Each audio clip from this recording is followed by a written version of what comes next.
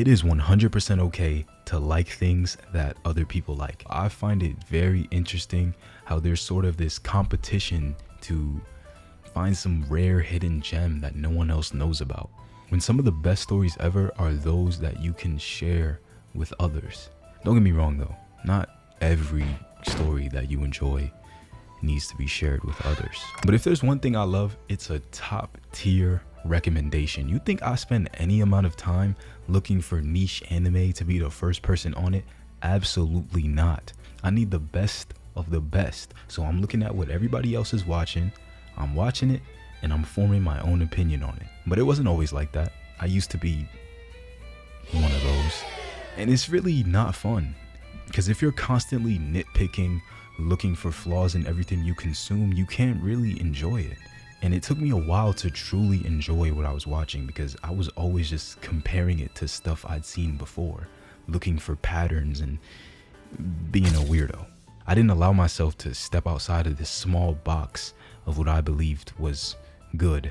But let me tell y'all about this one show though. Demon Slayer was the show that really got me into anime.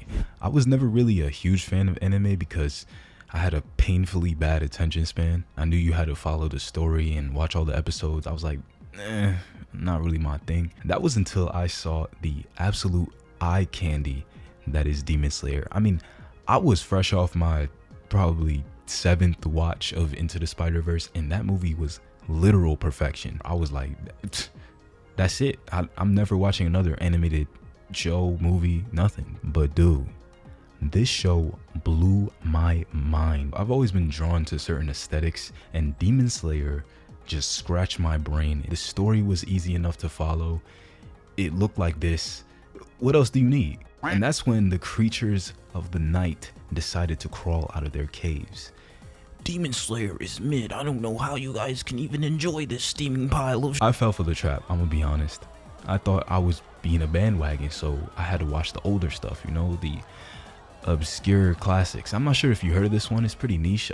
It's called One Piece. I actually watched Naruto first, and I am a former One Piece hater. Too many episodes, ugly characters, y'all already know. I had the attention span of a stick of gum.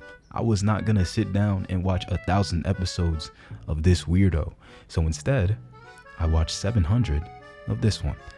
Anyways, fresh off my Naruto binge, and I was itching for a new show to watch. So then I watched a couple of other shows, and when it came to One Piece, I still didn't watch it. I read the manga. I had absolutely zero good expectations for One Piece. I thought it was just some childish story about a bunch of pirates looking for treasure.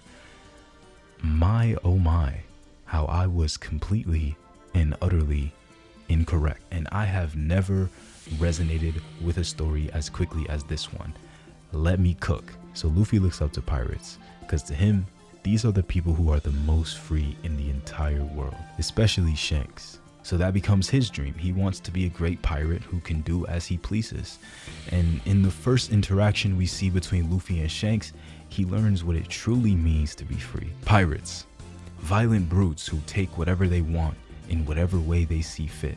But then you got these clowns, they're laughing and this dude just disrespecting them. Luffy thinks that his role model, Shanks, is actually just some pushover, and at first he's rightfully confused and angry.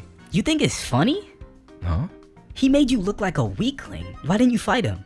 So what if they had more people? Who laughs after getting picked on like that? You're not a man. You're definitely not a pirate. Look, I know how you feel. It's just a bottle of sake. There's nothing to get worked up about. I don't want to see you ever again, coward. Turns out Luffy ate some stretchy fruit that gave him stretchy powers, and now he can do whatever this is. He runs into the mountain bandits again by himself, and he thinks because he has powers now that he can take this guy on. You see, this guy is what we call a bully, and bullies only pick fights they think that they can win. So basically our boy Luffy's about to give this dude a facial reconstruction surgery. Except, no, he isn't. He gets cooked. And that's when Shanks shows Luffy one of the most important themes of this story. In this world, every action has a consequence. Like eating weird stuff or pointing a gun at the guy with red hair and a huge scar on his face. People who are truly free do what they want in spite of the consequences. That's why Shanks and anyone he considers a friend is truly free. They have someone on their side who's strong enough to forge his own path and who knows what that takes. When someone else believes in your dream just as much as you do, that's a true friend. Now, Luffy probably wasn't thinking all of that in that moment, but he was moved by Shanks' determination to save him. This kid is crazy. He stabbed himself in the eye just to join Shanks on his ship. And Shanks sacrificed something of his own to save Luffy. His entire arm. So clearly, these dudes are both crazy. But more importantly, they believe in each other's dream to truly be free.